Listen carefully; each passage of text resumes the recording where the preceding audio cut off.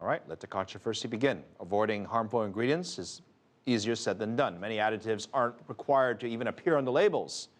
For more on this, Mary Beth Albright, she's an attorney and author of the book, How Apples Grow. Welcome to the big show. Thank you.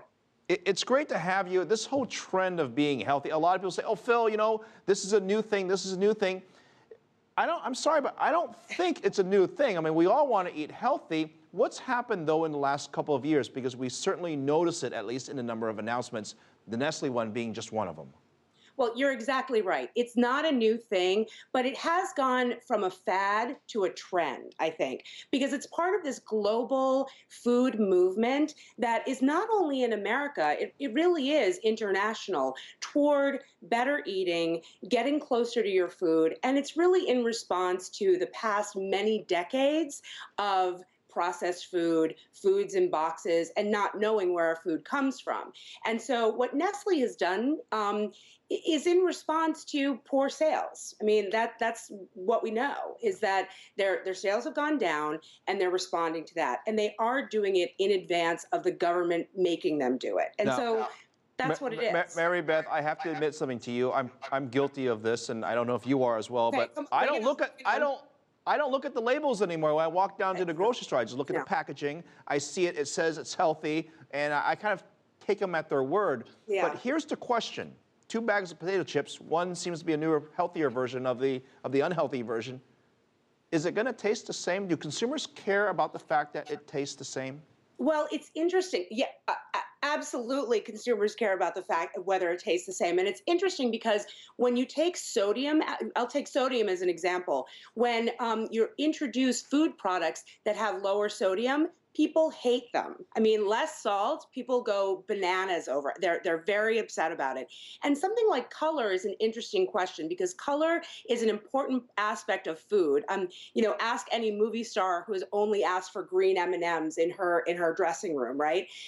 Color is a really important aspect of food, but it affects the experience, but not necessarily the flavor. However, when you need to start using natural dyes instead of artificial dyes, you need to start going to the seeds of plants, for example. I know that Nestle is considering going to plant seeds for some of its dyes, and that is going to affect the flavor. So it's really to be determined. And one of the things that people really look to these large candy companies is consistency. All right, consistency so of flavor. Consistency and flavor matter. And look, I'll take you one step further. You're too young for this. Oh, please. You're too young for this. 1985, Coca-Cola launched a new Coke, right? That was a complete bomb. They changed the formula. It was supposed to be better, maybe not healthier, but consumers hated it. Yes. I remember. Oh my gosh, I do remember. And I remember the huge 2-liter bottles sitting on the shelves and people would not accept the new Coke. So how do companies avoid making that mistake? I guess that's my question. Yeah, no, I mean, I think that they need to remember who their base is. And Nestle will do that. Look, Nestle did not make this decision lightly, right? They know how to keep their price point low. They know how to keep their candy affordable for people. And they already know in advance of this announcement, I mean, I guarantee you this announcement has been in the works for years, that they have studied it, they've had their food scientists on it, and they know how to make their candy consistent. Okay. The shocking stat that we talked about earlier was thousands of different chemicals, is probably the nicest way to say it, are in our foods that aren't even regulated by the FDA. Should they be?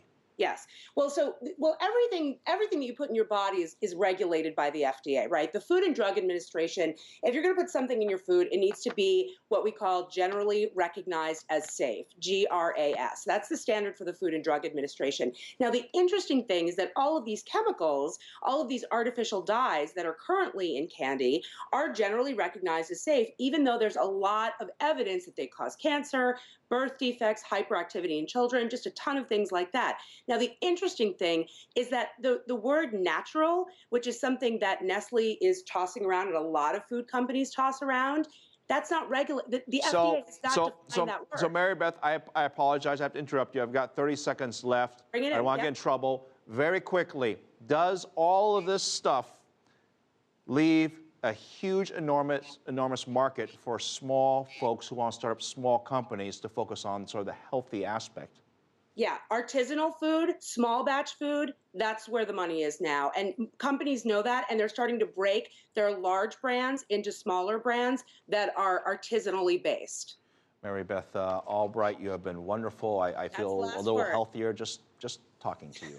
Thank you I very will much. charge you for it. All right.